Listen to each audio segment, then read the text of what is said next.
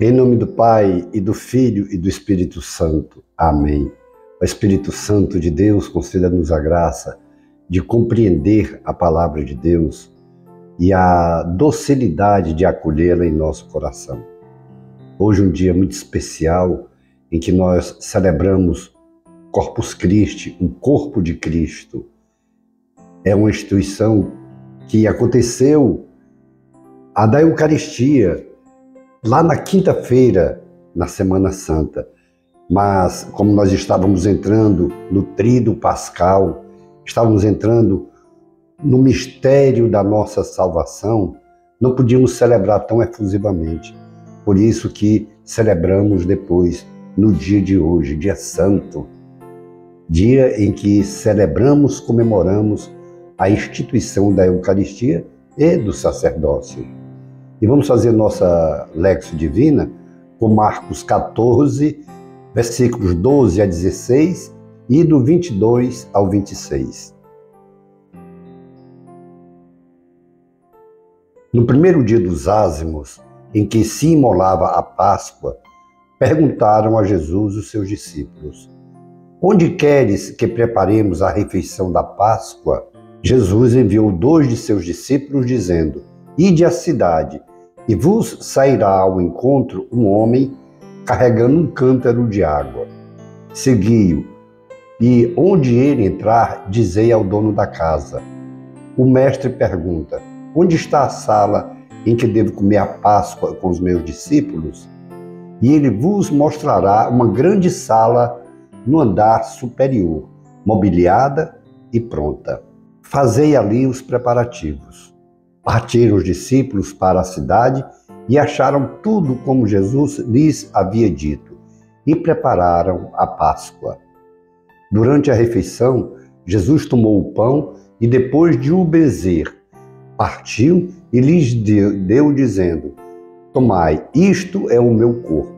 Em seguida, tomou o cálice, deu graças e deu a eles, e todos dele beberam. E disse-lhes: "Isto é o meu sangue, o sangue da aliança que é derramada por muitos.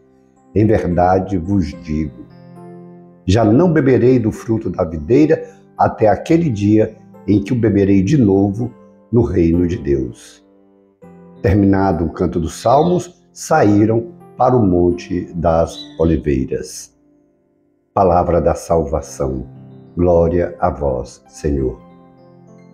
E Jesus, quando institui a Eucaristia naquele momento, ele já está também instituindo o sacerdócio para que, e quando ele diz, é interessante que vários outros evangelistas também, os outros evangelistas narram, e inclusive Paulo, que teve aquela visão de Jesus Cristo, Jesus falando para ele também narra a instituição da Eucaristia, e eles dizem: "Façam isso em minha memória." Essa em minha memória não quer dizer para lembrar de mim, não. Atualizem aquele único sacrifício salvífico da humanidade toda.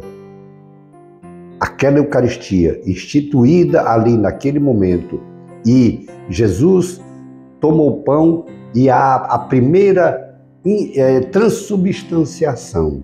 Aquele pão com aparência de pão é o corpo de Jesus. Aquele vinho com aparência de vinho é o sangue de Jesus. É tanto que ele diz: "Isso é o meu sangue que é derramado por vocês, por todo aquele que se deixa ser banhado por esse sangue." Que graça! Nós, aquela mesma instituição de 2000 anos atrás, nós atualizamos diariamente, e diariamente temos a graça de poder participar daquela instituição. Sim, é a mesma, daquele momento, é o mesmo momento atualizado, em que, quando comungamos, recebemos o corpo de Jesus. E ali é interessante, mesmo que a gente não comungue nas duas espécies, nós estamos comendo o corpo e bebendo o sangue, porque é o corpo de uma pessoa viva, e uma pessoa viva tem sangue no seu corpo. Então, quando nós comungamos, mesmo que seja só no pão, uma aparência de pão, ali nós estamos comungando o corpo e o sangue de Jesus. Agora, uma coisa interessante, nós precisamos sim vivenciar essa graça. É uma graça que todos nós podemos dela participar. Nós sabemos que a Eucaristia é um sacramento instituído por Jesus. E como sacramento, ele precisa também estar interligado aos outros sacramentos. E existe hoje uma situação delicada, porque algumas pessoas, por alguma razão, não vivem um sacramento do matrimônio. Algumas pessoas possam estar numa outra união. E deixa eu dizer uma coisa, você não está fora da comunhão, não.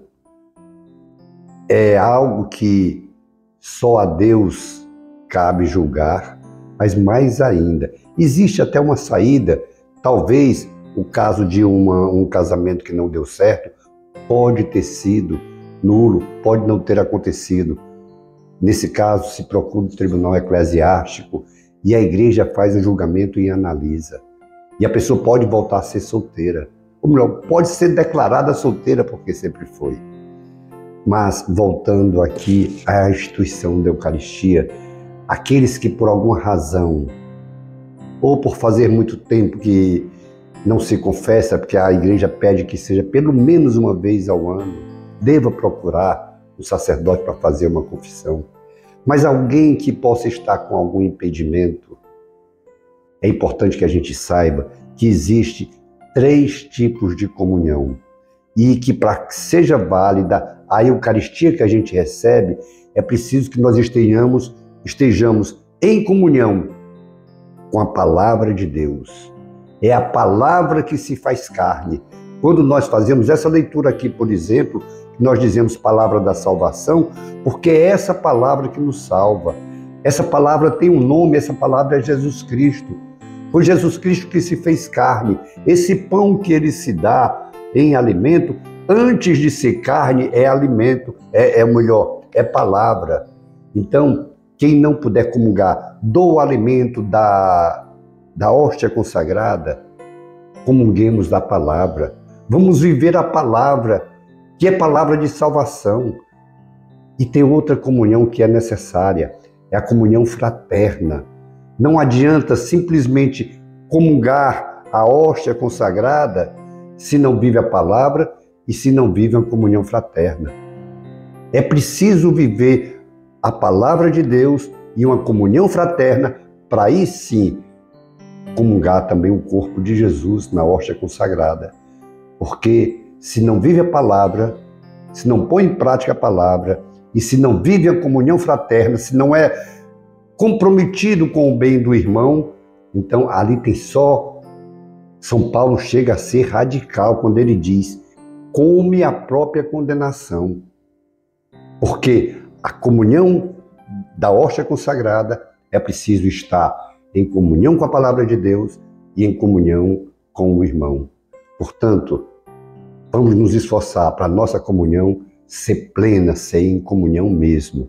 E se você, por alguma razão, não pode comungar o corpo de Jesus, a hóstia consagrada, comungue a palavra, comungue com o irmão. E aí você estará, sim, abandonado na providência, na misericórdia divina, melhor dizendo. Vamos fazer um compromisso, então, de vivermos plenamente esse dom que é o da comunhão, a comunhão da hóstia consagrada, a comunhão da palavra de Deus e a comunhão com o irmão. Isso é a Eucaristia. Contemplemos então as maravilhas do Senhor. Glória ao Pai, ao Filho e ao Espírito Santo, como era no princípio, agora e sempre. Amém. E pela intercessão de Maria Santíssima, nossa mãe, de São José, seu casto esposo, de Francisco, Teresinha e João Paulo II, que Deus nos dê sua graça e sua bênção, e sua face resplandeça sobre nós. Abençoe-nos o Deus Todo-Poderoso, o Pai e o Filho e o Espírito Santo. Amém. Face de Cristo, resplandecei em nós.